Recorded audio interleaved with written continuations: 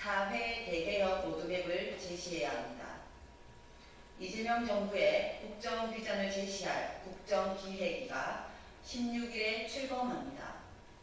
똑같이 인수위 없이 출범했던 문재인 정부 당시 국정기획 자문위와 비교하자면 명칭에서 자문을 떼고 위원수도 확대하는 등 실질적인 권한과 위상을 강화하였습니다. 이재명 정부의 국정기조와 주요 우선순위 정책 선정, 집행 프로세스 등이 구체적으로 담길 예정입니다.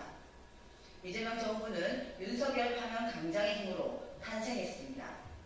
따라서 국정기획위는 강장에서 분출된 내란 청산과 사회대개혁의 열망을 오롯이 담아야 합니다.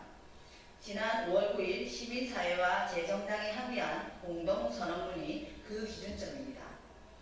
결선투표제, 비례성 강화 등 정치개혁, 국민참여개헌 추진, 사회대개혁위원회 거버넌스를 통한 노동기본권, 농민기본권, 성평등, 인권, 공공성 강화 등이 그것입니다. 국정기획위는 이를 얼마나 구체적으로 실현해낼 것인지 주어진 60일 안에 책임있게 하답할 수 있기를 기대합니다. 촛불혁명으로 탄생한 문재인 정부의 개혁 실패를 반면교사 삼아야 합니다. 이재명 정부의 성패는 강장의 민심에 얼마나 부응하는지에 달렸음을 기억하시기를 바랍니다. 내란에 맞서 함께 싸운 다양한 정치 세력들과 협력하고 강장의 목소리를 국정 운영과 개혁 추진의 동력으로 삼아 진정한 국민 주권 시대 완전한 승리를 만들어냅시다. 이상입니다.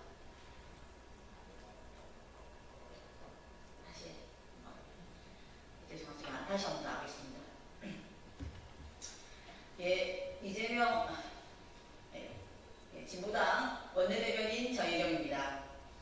이재명 정부의 국정기획위 4회 대개혁 로드맵을 제시해야 합니다. 이재명 정부의 국정비전을 제시할 국정기획위가 16일에 출범합니다.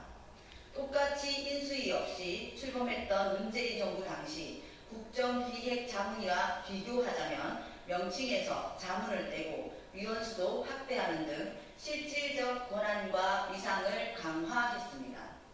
이재명 정부의 국정기조와 주요 우선순위 정책 선정, 집행 프로세스 등이 구체적으로 담길 예정입니다.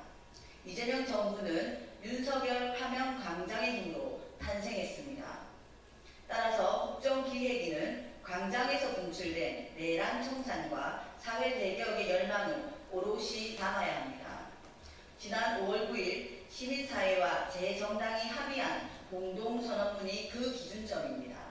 결선투표제, 비례성 강화 등 정치개혁, 국민참여개헌 추진, 사회대개혁위원회 거버넌스를 통한 농민기본권, 노동기본권, 성평등, 인권, 공공성 강화 등이 그것입니다.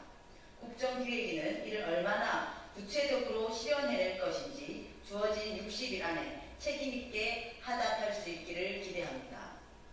촛불혁명으로 탄생한 문재인 정부의 개혁 실패를 반면교사 삼아야 합니다. 이재명 정부의 성패는 광장의 민심에 얼마나 부응하는지에 달렸음을 기억하시기를 바랍니다.